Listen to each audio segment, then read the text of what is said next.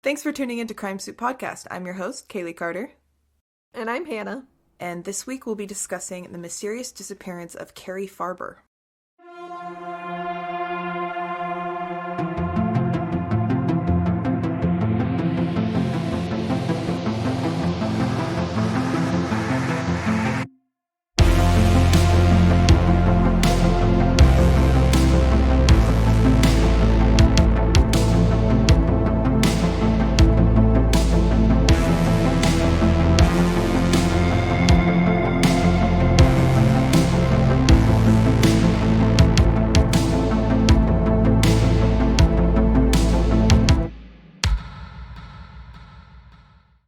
In 2012 in Omaha, Nebraska, a mechanic named David Kuba was working in his car shop when a woman by the name of Cari Farver came in to get her SUV fixed and happened to catch his eye.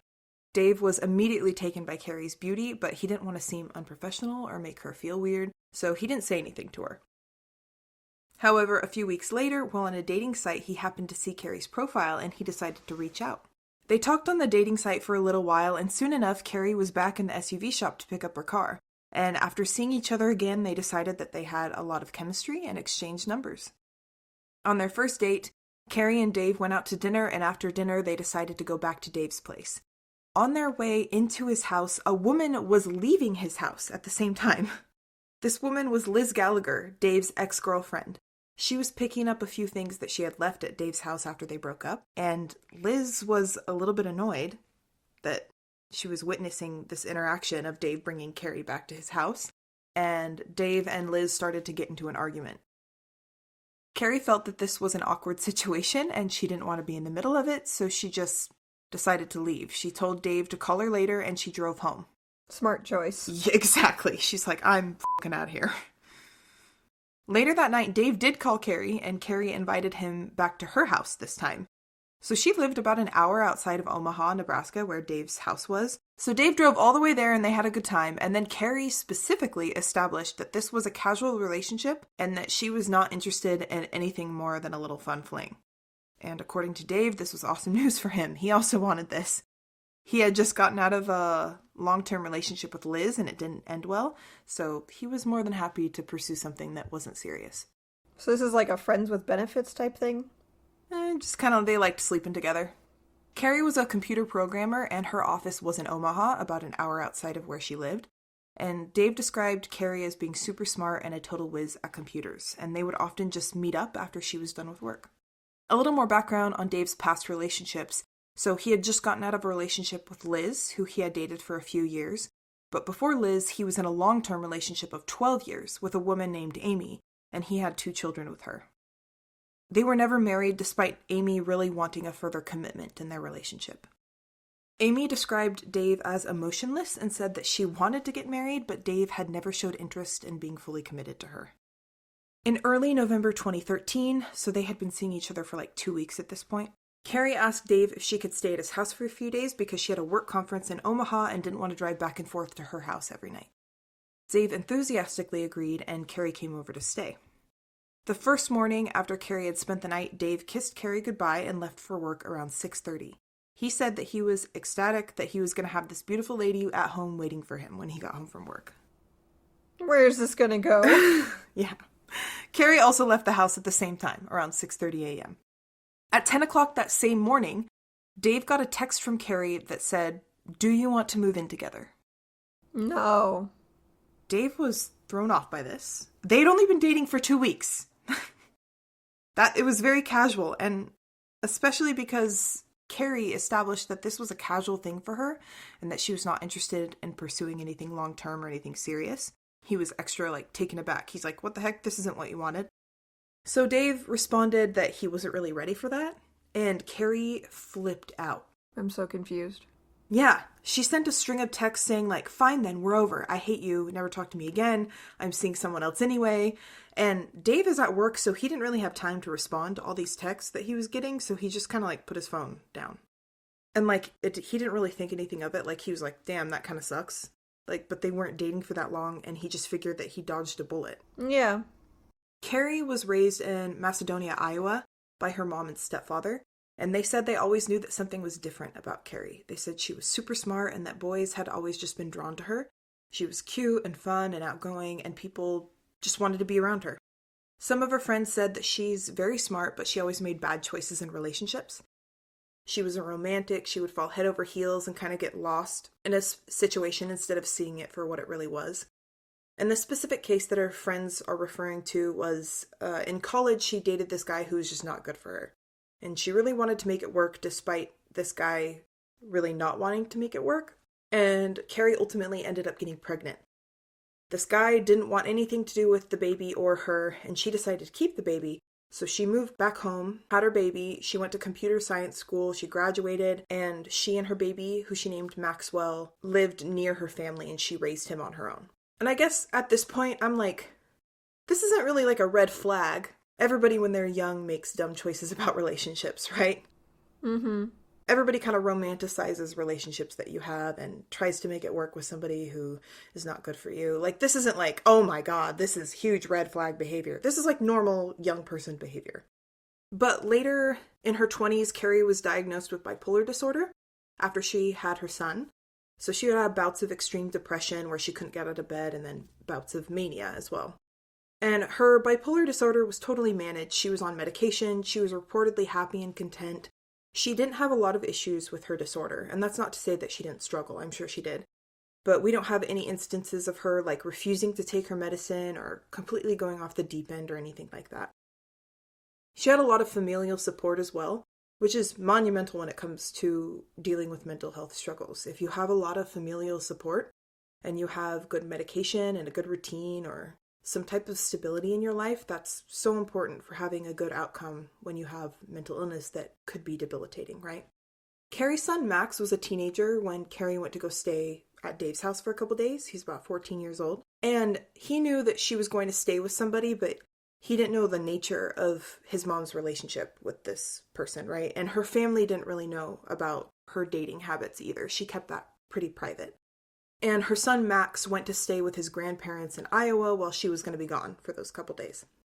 Obviously, Cari doesn't go back to Dave's house that night when Dave tells her he's not ready to move in and she lashes out, right? And he just assumes that she left and went to go back home, but he's continuing to hear from her because she continues to text him all day, angry stuff. Well, okay, so you're saying that she's been diagnosed with bipolar disorder. And I mean, if she's having a bout of mania, that would explain why she's flip-flopping on her earlier discussions about their relationship. How originally she said, I just want casual relationship, and now she's suddenly saying that she wants to move in with him. But I'm not super familiar with bipolar, so do you still get bad bouts occasionally, even if you're medicated? Or is this a sign that maybe she's gone off her medication?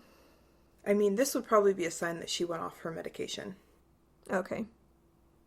Yeah. Because normally, like, if she's been on the same medication for a while and it's been helping and she hasn't had outbursts like this would probably be a tell that she stopped taking it. Okay. So Dave assumes that Cari goes home, but Cari doesn't go home. And on the second morning, the morning after she left for work that day, Cari texts her mom and tells her that she quit her job and that she's moving to Kansas. And that she's not taking anything with her, and that she wants to leave her 14-year-old son with her parents. Why Kansas? Let me tell you. So Cari's mom is super concerned, and she tries reasoning with her, but Cari is not having any of it. She's telling her mom that she just needs to get away and get out of here, and she's dead set on moving to Kansas. So she had been talking about a potential job in Kansas for a while. So it's not like Kansas was totally random, but it was random to just up and leave like that. With no explanation. And Cari said that she wasn't going to be taking any of her furniture or her son. This is way too impulsive. Yeah. Cari texted her son Max that she had gotten a second interview for the job in Kansas and that she was planning on moving, but that she would be back that weekend for a family wedding. But Cari never showed up. Cari's mom is extremely concerned at this whole thing, and she doesn't feel right about it. She begs for Cari to call her so she can hear her voice, so she can just talk her through it, but Cari refuses. 3 days after Cari told her mom she was moving to Kansas, Cari's mom goes to the police department and reports her daughter missing. She doesn't know what's happening to her daughter or if her daughter's in trouble. She doesn't know if somebody's making her do this, but she knows that her daughter would never miss out on family plans and she would never ditch her son. They knew that Cari loved Max more than anything and that she would never just leave her son like that. So Cari even told her mom about the situation with Dave. Like, she said she had broken up with her boyfriend and that she was checking into a mental hospital, which is all very out of character for Cari, but not so outlandish that Cari's mom felt like this was not within the realm of possibility. Mm-hmm. The police weren't really any help because they were like, Cari's a grown woman and you're still in talks with her at the moment, so there's nothing that we can do, and even if there was something we could do, she already told you what she's doing. So soon after Cari texted her mom that she had gotten that job in Kansas, she said that she sold all of her furniture at her home in Nebraska, and then that's when Cari's mom was like, well, maybe she really is having a mental breakdown. What kind of solidified this for Cari's mom was that Cari texted her mom asking her to meet the person she sold the furniture to. And Cari's mom refused because, number one, she's all the way in Iowa. And number two, she didn't want to, help her daughter with this. And the whole time that this is happening, Maxwell is with the grandparents? Yes. Okay. And he kind of knows what's happening because Cari is texting him too. I don't like in these cases when everything is through texting, because do we know that it's actually Cari who's sending all these messages? Exactly. And that's what Cari's mom, I think, is kind of concerned about at this point. Because she's refusing to answer any of her calls. This is why, with all of your friends and family members, you need to have a secret question or secret code. Like, if you're ever not sure if it's me that you're talking to. Yeah. I need the password. Yeah, exactly. So, yeah, Cari's mom was like, no, I'm not going to go do that. And so Cari's mom and dad filed for temporary guardianship of Max, just in case Cari tried to show up and take him. And Cari's mom is still trying to petition the police to do something about her daughter at this point as well, because she truly believed that her daughter was not well, like at the very least in a crisis, and at the very most in a dangerous situation. So Cari's mom went to the police with all the information of the woman who wanted to buy Cari's furniture and said, hey, maybe you can track this person down and figure out where my daughter is. Mm-hmm.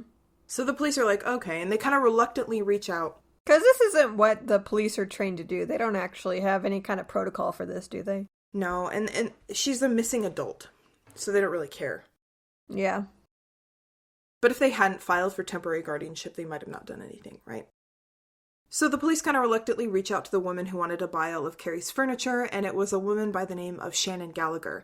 But she went by her middle name, which is Liz. And it's the same Liz that also happened to be Dave's ex-girlfriend. You remember the one that was at Dave's house when Cari and Dave showed up after their first date? So Liz, the ex-girlfriend, is buying all of Cari's furniture?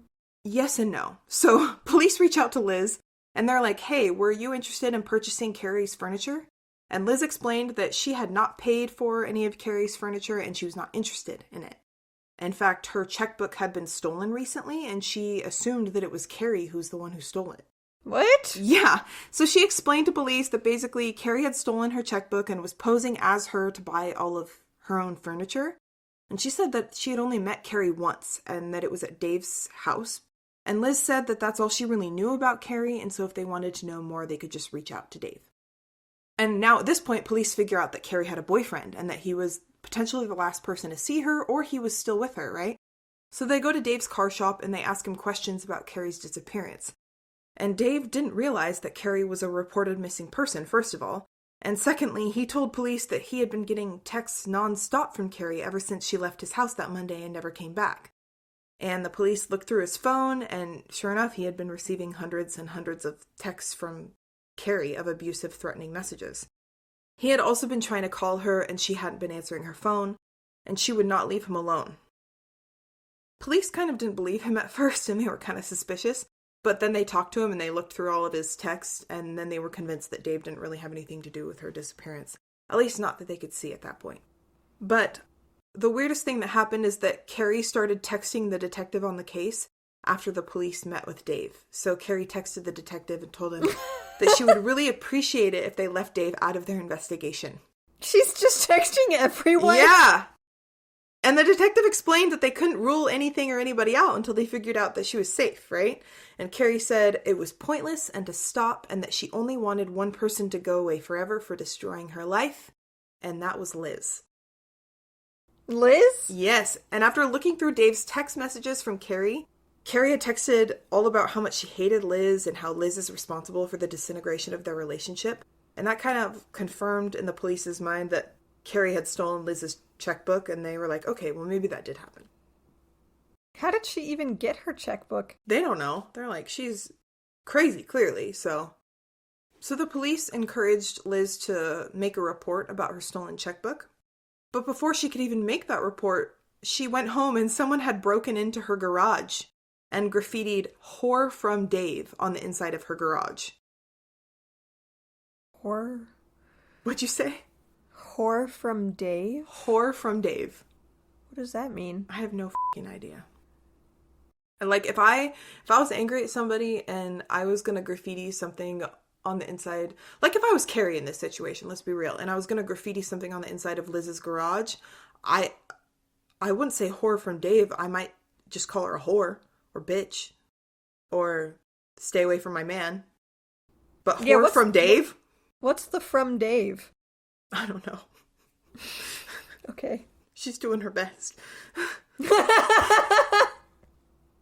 I mean, she's gotten pretty far so far. I was going to say it's not very good, but she actually broke into the garage, so she's doing just fine, actually. Yeah. So, yeah. Cari potentially, allegedly broke into Liz's garage and graffitied "Whore from Dave" on the inside. Liz called the police. The police came out and took a report, and at this point, the police were very concerned that Cari was absolutely having a mental breakdown, and they felt a lot of urgency to find her before she did something dangerous. So all the while, Cari's family is trying to reach her and get her to come back home as well. They asked her to come to Thanksgiving dinner, but Cari never showed up. And then about a month later, after Thanksgiving, Cari's father passed away from pancreatic cancer. And Cari didn't bother to show up for the funeral or offer any condolences until after the funeral had already taken place. And Cari reached out on a Facebook message to her mother just to say sorry for missing the funeral. And all of this is extremely out of character for Cari, right? Because she raised her kid as a single mother around her family. Her family was a tremendous support to her. It was unlike her to just abandon them like this. Cari was very present on social media and through texting.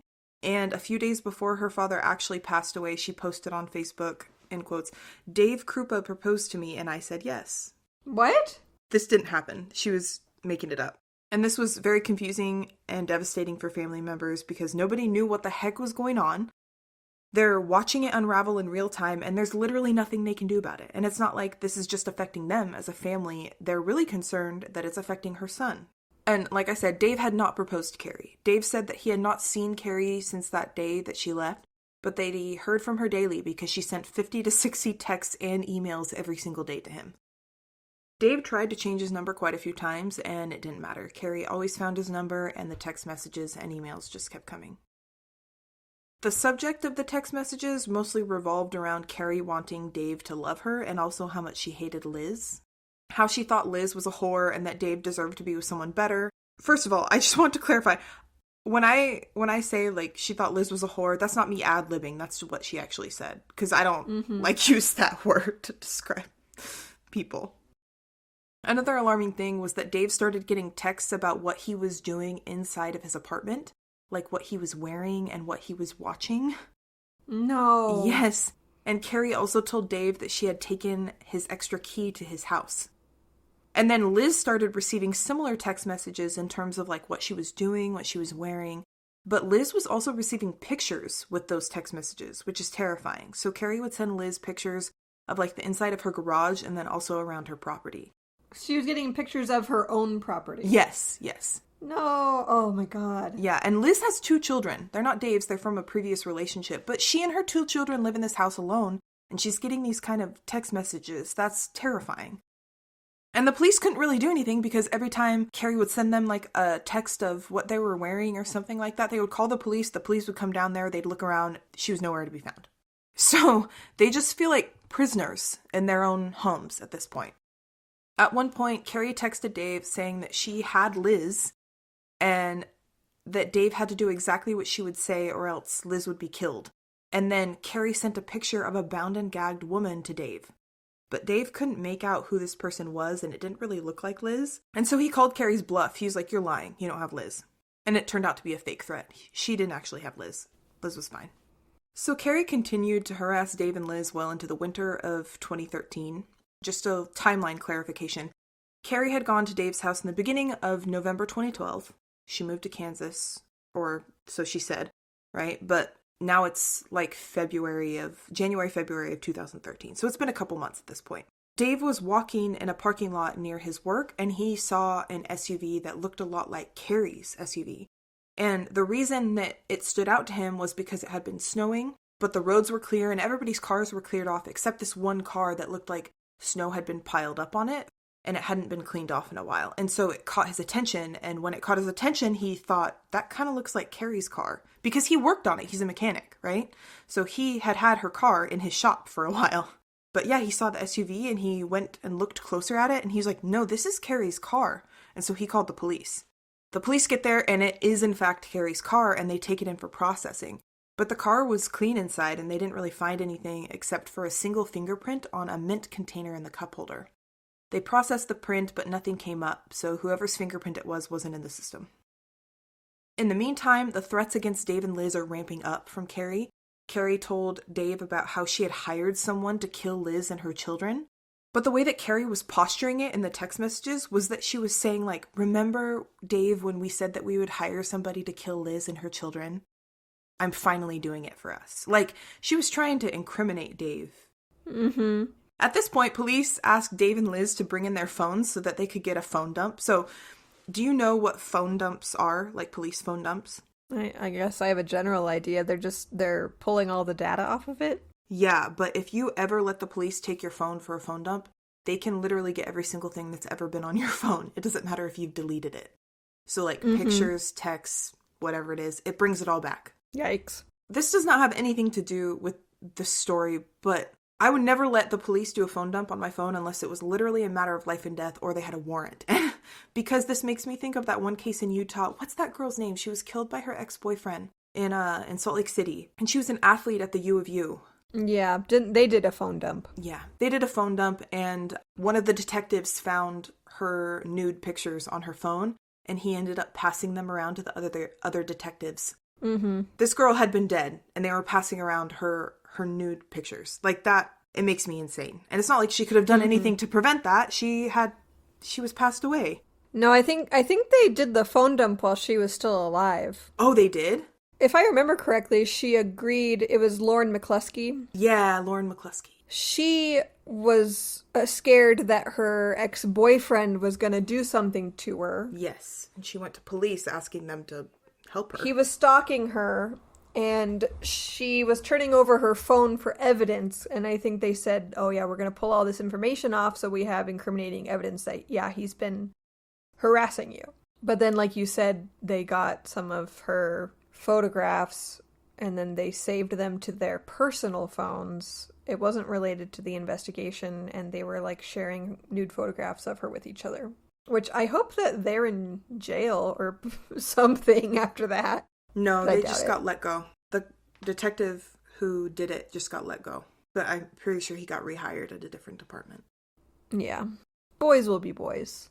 They fucking won't if I have anything to do with it. They won't be boys anymore when they I'm won't. done with them. They fucking won't. Boys who do that shit, I can't say it on this podcast or it will get taken down. But you don't want to try and find out. But anyways, Dave and Liz bring their phones in. And during this time, Dave and Liz kind of started talking more and hanging out more. And this made Cari even more angry. So at one point, Cari threw a rock through Dave's windows. And they didn't know for sure it was Cari, obviously, because they hadn't seen her. But obviously, they just assumed it was her. Cari's attacks escalated even more when on a Saturday morning, Liz called Dave in hysterics and sobbing, saying that Cari had finally done it. Liz's house had been burned down. Luckily, Liz was in the process of moving out of the house, so her and her children were already sleeping in their new home. but somebody had broken into Liz's house and set it on fire. And her 2 dogs, her cat, and a pet snake all died in the fire. You remember way back at the beginning of season 1 we did an episode on stalkers? Yeah. When I was doing research for that episode, there were so many things that I didn't know about stalking. And one of them was that I understood that they escalated, but a lot of times they start with harming pets and doing property damage. And it's an escalation up until they usually hurt the person that they're stalking. Yeah. So this is following it exactly, that she's escalating from text messages to property damage, harming pets, and now... Yeah. And the police are super, super concerned. Like, I think they saw those same signs as you did, and they were like, we gotta find her, because she's gonna hurt these people. Mm-hmm. Police interviewed the neighbors, and a few of the neighbors said that they had seen a woman parked in a car outside of Liz's house a few weeks before the fire. And so the detective showed the neighbors a picture of Cari and asked if this was the woman who was sitting in the car. And the neighbors said they couldn't really tell. They just assumed that it was, but they couldn't really tell. So after the fire was set, Cari sent an email to David admitting to the fire, saying, "I'm not lying. I finally set that nasty whore's house on fire. I hope the whore and her kids die in it." And then Cari sent an email to Liz saying, "I hope you and your kids burn to death." If somebody sent me that, I would never be okay again, honestly. No. Like, ever again. I would never feel safe. I would have to leave, and I don't even know where to go. Like, where do you feel safe after that? I don't know. So after this, Cari kind of turned her aggression onto Dave because she had been targeting Liz, and she threatened to slit his kids' throats. So Dave is terrified for his children's safety at this point, and his own, honestly, and he bought a gun. And just a reminder that the whole time this is happening, Cari's family is reaching out to her, begging her to come home. She missed Christmas, she missed her son's birthday, she missed Thanksgiving, she missed the death and funeral of her father. But in April 2013, Cari's family got a string of hope because they received a call from a man saying that Cari was currently living in a homeless shelter in Omaha. So Cari's mother rushed over there with a detective, hoping to finally have some closure and get their daughter back. But when they showed up to the shelter, a detective showed a picture of Cari, and the shelter said that this woman had never been there. Where did the tip come from? They don't know. It was an anonymous tip. Well, and it wasn't even a tip. It was somebody had called Cari's mom directly. That's weird. Yeah. Cari's mom knew in her heart of hearts that this was not Cari, but the detectives weren't buying it. They were like, she's got bipolar disorder. Nobody's posing as her. She just had a break. Max, Cari's son, also had a suspicion that this wasn't his mom. And he would try and talk to her every now and again, but every time they talked, it just didn't seem like her. So he came up with a plan. He reached out to his mom. Cari messaged back and said, "Hey, what's up?" And Max decided to ask his mom 3 questions that only his mom would know the answers to. What is his middle name? What was their first boxer's name? And who was his childhood best friend? Cari didn't respond to any of these messages. So she had responded to his messages before, but not these ones. Okay, but I mean, I agree that it's possible, since she's acting so erratically and out of character and only through text messages and emails and stuff, that this could be someone posing as her. But if someone is posing as her, what are they gaining from it? What does some rando have to gain from burning down Liz's house and texting her ex-boyfriend 60 times a day? And that's exactly what the detectives thought as well. Okay. Like, it just doesn't make sense. Why would somebody do this? This is a very complicated and full-time job that she's... Yeah. So Cari tells her mom around this time as well, so in April 2013, that she feels like she suffered a mental breakdown and that the guy she was with wasn't worth it, and that she feels like she's coming out of it and she's getting better, but she still doesn't want to come home. So Dave, at this point, he feels very unsafe. He moves to a town called Council Bluff, Nebraska, to be closer to his kids. And Cari continues to harass him for 3 years after that. So Dave and Liz had been in a relationship still after those 3 years, but they started to kind of fizzle out. And As Liz and Dave's relationship fizzled out, Cari's harassment also kind of fizzled out as well. But as things are kind of like getting back to normal and Dave is starting to feel a little bit better, Dave notices that the gun he purchased to keep himself and his children safe from Cari has gone missing. He has no idea where it went. And he calls the detectives. And he explains the whole situation. At this point, it's been 3 years, and the detectives who are on the case aren't there anymore, or they don't really care about the case. But there is some talk in the precinct because Dave just reported his gun had gone missing, and so everybody's kind of like talking about it again, right? And there's 2 new detectives to the police department who are overhearing this conversation about Cari and the case surrounding the harassment of Dave and Liz. And these 2 new detectives were fascinated by this, and they asked to head up the case. So everybody's like, sure, if you want, like this is just a shit show, but if you really want to take up the case, you can. So these detectives planned to go through Liz's entire phone dump, and then they were going to call her in for questioning. But they didn't even have to call Liz into the police department because Liz came in on her own before they could call her in to file a harassment claim. But not against Cari. Liz wanted to file a harassment charge against Dave's other ex and the mother of his children, Amy. Liz claimed that since she and Dave broke up, Amy had been stalking her on Facebook. First of all, if that's a crime, lock me the f*** up. That's what Facebook is for. Yeah, I'm stalking everybody and their fucking moms on Facebook. But anyway, she came to file this harassment charge against Amy, and she explained her own theory. Maybe it wasn't Cari who was stalking them. Maybe it had been Amy this entire time.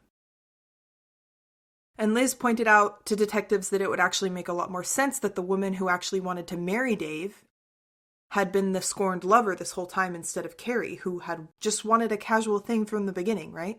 The next day, after Liz filed this report against Amy, she went out for a drive to clear her head. She stopped at a park, and she was sitting on a park bench when she was approached by a woman from behind who she thought was Amy, but she couldn't really see because this woman put a gun to her back and told her to get on the ground. So she gets on the ground, and this woman shoots her in the leg, then runs off. So Liz was able to call 911, and she was rushed to the hospital. And there were a couple of things investigators noted that made them think that Amy was not responsible for shooting Liz. The first one was that the hood of Amy's car was ice cold. Her car hadn't been driven anywhere. And they went over to her house like immediately after the shooting. Immediately after the shooting. So she wouldn't have had that much time. Liz got shot in the leg and then was immediately able to call 911. And the second was she had a super solid alibi. All of her neighbors said that they hadn't seen her leave and that she had been there the whole time. So police went back to the hospital to question Liz because at this point they were starting to suspect that Liz had potentially shot herself. And the reason they were suspicious that Liz shot herself is because these 2 new detectives had gone through Liz's phone dump. And they had found some interesting pictures on Liz's phone. So they found a picture of Cari's SUV on Liz's phone, and the timestamp indicated that the picture had been taken in 2012, a year before the car had even been recovered in 2013. They also found the picture of the bound and gagged woman that had been sent to Dave. So they were like, this could be really suspicious. Why is this picture on Liz's phone? So they immediately called in an IT expert named Tony Caba. And when Tony Caba did a deep dive on Liz's phone, he found 12 email accounts, 3 dozen Facebook accounts, and at least 3 phone number apps. This IT investigator was able to track every single last one of the harassments against Liz and Dave to Liz's phone and her IP address. I feel like this could have been done a lot sooner. Once investigators had this information, they took the fingerprint that they had found, the one in Cari's car off the mint tin, and they compared it to Liz's fingerprint, and it was a match. So Liz was driving Cari's car. Not necessarily driving, but she was in it. They could prove that she was in it. Yeah. You're telling me that Liz shot herself in the leg? Yes. Oh my god. But they need to prove that still. They're like, okay, obviously Liz is the one who has been harassing Dave and Liz. Because it didn't come from Cari's phone, it came from Liz's phone. Who has time for this? I don't know. She supposedly had 2 children, a full-time job, and a boyfriend. Yeah, I guess this was her hobby. This is a shit-ass hobby. She needs to take up, like, bird watching or something. Which is just normal stalking. Stalking exactly. Could you imagine there's some sort of like stalking and recovery program? They're like, hey, we're going to transition from stalking people to stalking birds. Get out your binoculars. Quit looking in that person's window. Yeah. Stalkers Anonymous. So they believe at this time that Cari has been dead for the past 3 years. And that Liz is potentially the one who killed her, but they need to prove that. So detectives set a plan in motion to kind of trick Liz into giving them more information. So they didn't want to tell her that they thought she shot herself. They wanted to kind of play into whatever Liz was thinking. They wanted to play into it. Let her think she's in control. Exactly. So detectives told Liz that they had found remains and they were being sent off to the lab, waiting to confirm if they were Cari's or not. This was a lie. They hadn't discovered any human remains. But they were asking Liz to basically confirm the last time she saw Cari alive, to try and trick her into telling other times that she might have seen Cari. But Liz was adamant that she had only ever met Cari once, and that was when Cari and Dave were going back to the apartment while she was leaving. But Liz kind of went off sidetrack and was like, well, I think it's Amy who's been the one sending these messages. And detectives agreed. They were like, yeah, we think it's her too. So they explained to Liz that we think that if Amy was bold enough to shoot you, then she's definitely bold enough to have killed Cari, and we want to build a case against her. And so they ask Liz, they're like, if you have any information about what Amy could have done to Cari, we want to know. A couple of days after this conversation with police, Liz starts forwarding the detectives emails from Amy, in quotations, saying, I'm glad I shot you, Liz. It was to make you stay away from Dave. It's just funny now that we know that she's talking to herself.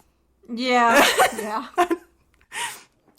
And she even forwarded the police an email from Amy where she said, I created a couple of those fake emails to get you to stay away from Dave, but I guess it didn't work. So police reached out to Liz after they got those emails, and they were like, these emails are good, but they're too vague. Can you try and get some information out of her about Cari's murder? It kills me that she got away with as much as she did. She should have stopped after the first thing she did, and she would have been fine. So Liz sends an email to Amy asking her, if you really did shoot me, what gun did you use?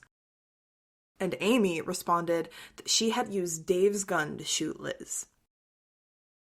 This explains how Cari was able to break into Liz's house and graffiti the inside of her garage. Exactly. It was just Liz graffitiing her own house. She just walked down to the garage and wrote "whore from Dave" in the garage. Like, I still don't know what that means. I don't know either. Like, she should have wrote Dave's whore. Yeah. That would have been more biting. We're like critiquing her graffiti. Like, bitch, you don't even know how to bully people. I'll show you how to bully someone. Yeah. You dumb bitch. Sit back and listen. When you were like, if I was a psycho girlfriend, this is what I would write.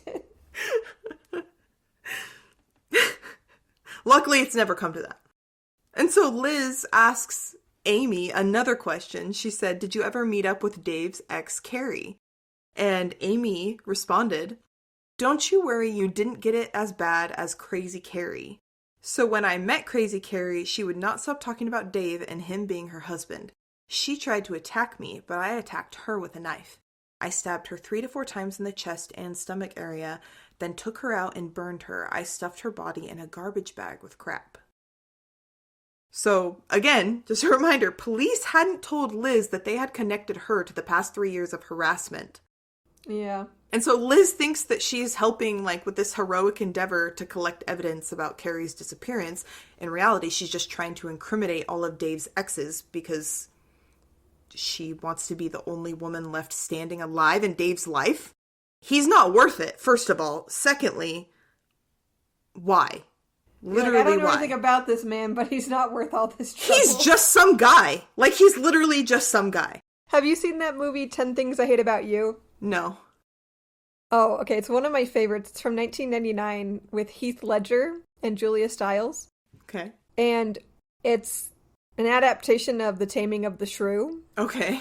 And Julia Stiles' sister in the movie, they're in high school, and like all the boys are head over heels for her sister.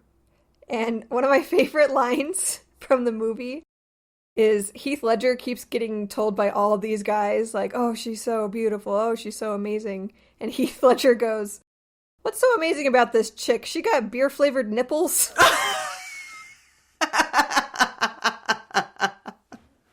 And so anytime someone is like head over heels, or there's like one celebrity or one person that everyone's like so madly in love with, I think in my head, like, what's so special about them? They got beer-flavored nipples. Why does that make you special? But you're like, there's nothing special about this guy, and in my head I'm like, maybe he's got beer-flavored nipples. That's it. That has to be it. Anyway, sorry, beer-flavored nipples.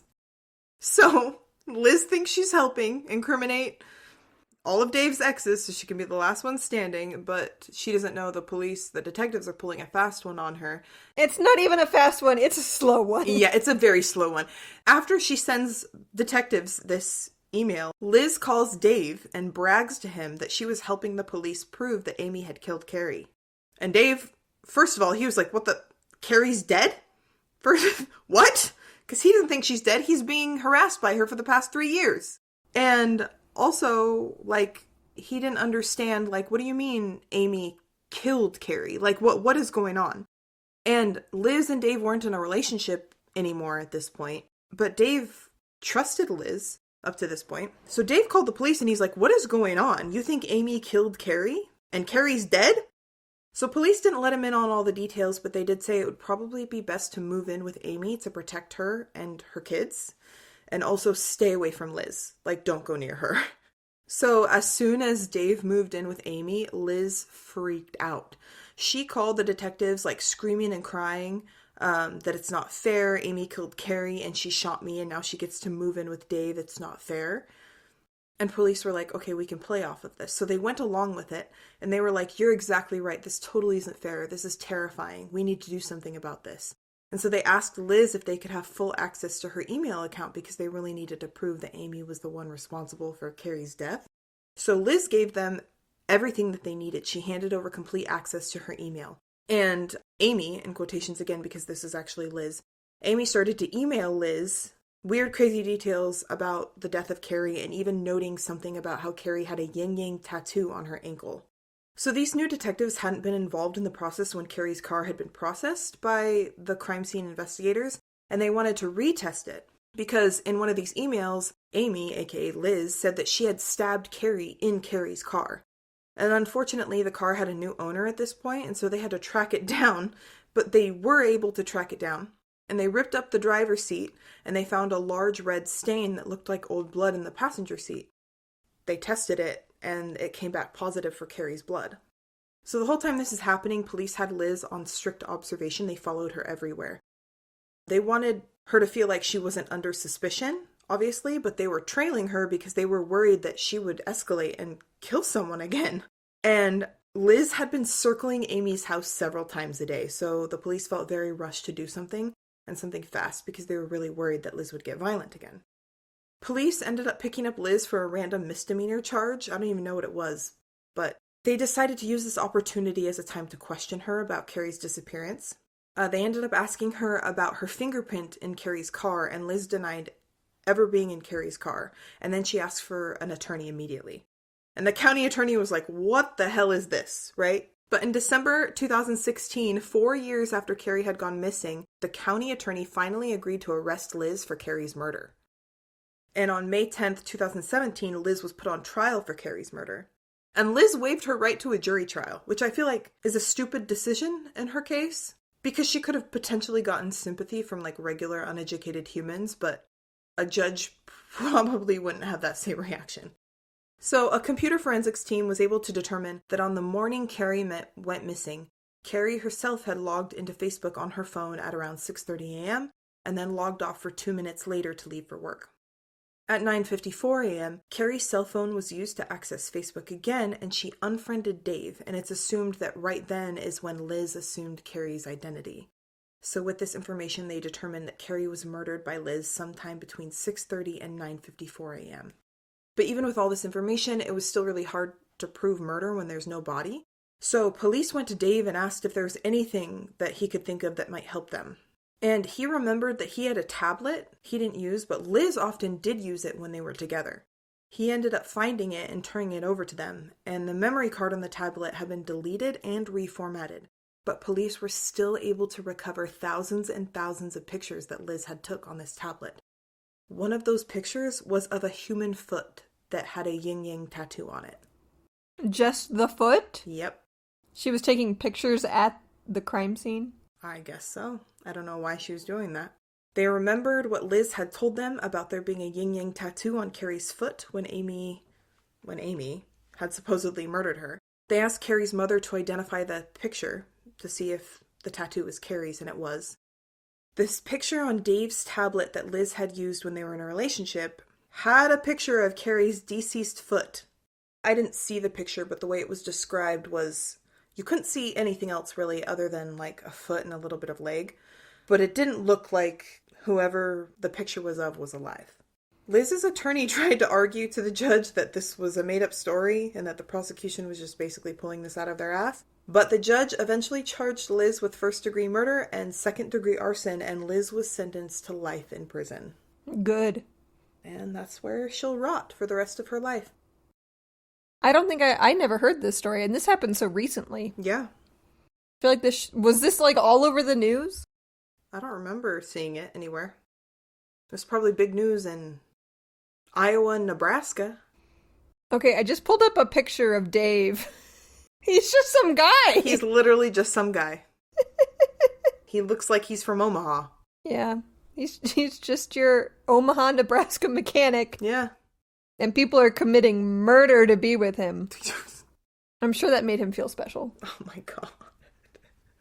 One of my favorite true crime stories that we actually haven't covered on the podcast is the attempted assassination of Ronald Reagan. Oh yeah. To impress Jodie Foster? Yes.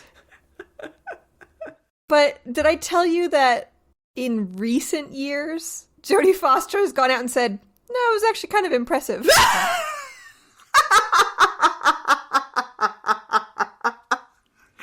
Jodie, please! Like, she wasn't going to date that man, but she's like, no, I was a little bit flattered. Someone wanted to assassinate the president to get my attention. And it worked. It worked. Do you have any other thoughts before I sign us off? No, this case just makes me too sad. Yeah, it's devastating, honestly. Alrighty. Thanks for tuning in to this week's episode of Crime Soup Podcast. Be sure to find us on social media. Let us know your thoughts on this case. You can find us on YouTube, TikTok, Instagram, and Twitter.